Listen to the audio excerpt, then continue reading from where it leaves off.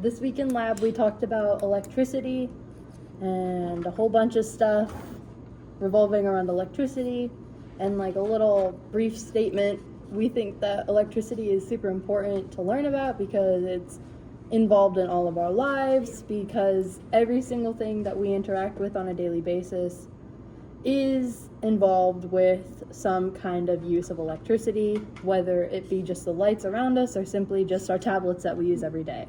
So I don't know, everything is very heavily involved with electricity, so it's important to kind of understand kind of how it works and a little bit more about the topic. So yeah. So the first activity we did is we pretty much had to move a pop can without touching it. And so what we have is a pipe, a rag, and then a pop can. And pretty much what we had to do is we had to create like static electricity. And so the rag is a positive charge and then the pipe is a negative. And we would pretty much take the rag and we would like rub it on here to create the static electricity. And like when you rub the rag on the pipe, that becomes a negative charge. And pretty much then we had the can here and we were able to like move it. And so, I mean, we're able to move it in different directions and we were able to stop it. We were able to make it go in a circle, and we have a video so you guys can see it, but yeah.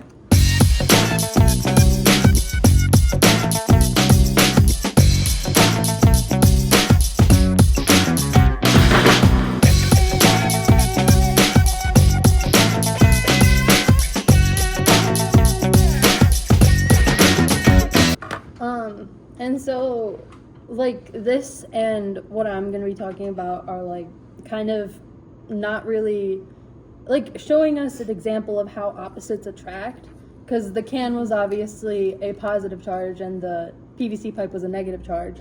And so we were also able to see that with our electroscopes that we were provided with. So after we got our PVC pipe negatively charged, we were able to place it on the conductor, which is any metal object. Well, a conductor isn't just limited to a metal object, but in our situation, the metal objects we used are conductors. So that essentially means that negative and positive charges are free to move all throughout the metal. So it's not just like going to be negatively charged or positively charged.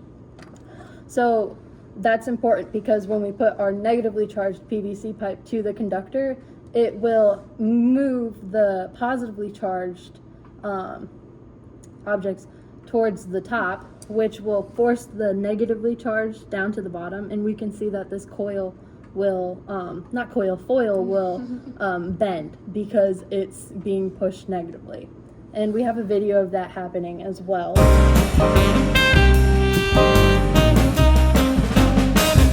And then we made our own electroscope with a copper wire, and it was essentially the exact same process. And we had two pieces of foil on the bottom, and we were able to see them repel, and that was doing the exact same thing as we did with the electroscope that was already made for us, but got this negatively charged and then put it to the copper so that we could observe it.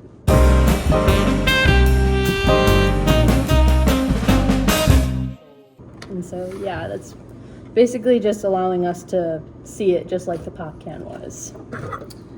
Another activity that we did in lab this week was using a solar panel to find electrical change.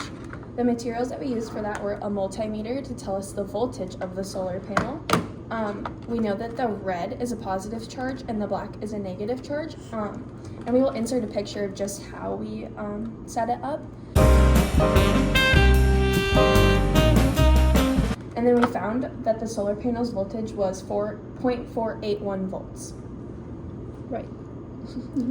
And then to kind of conclude our lab for the week, we found a way to connect these activities to someday to use in our classroom. One way we could do this is by using a balloon to see static electricity.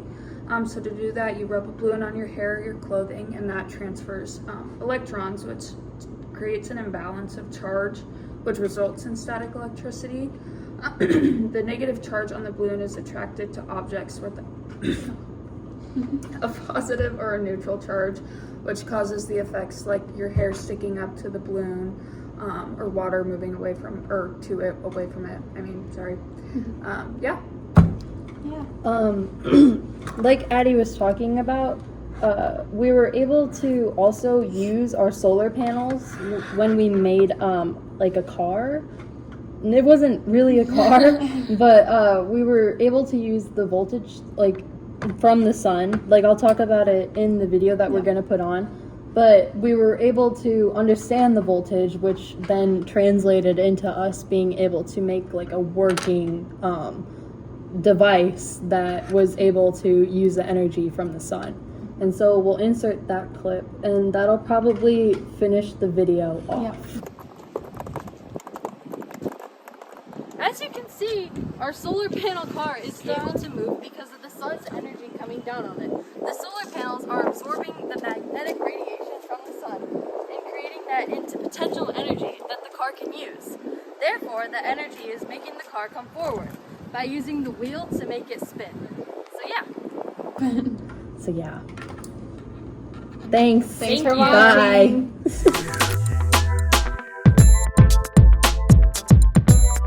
Okay, can I put this down? No, keep it holding.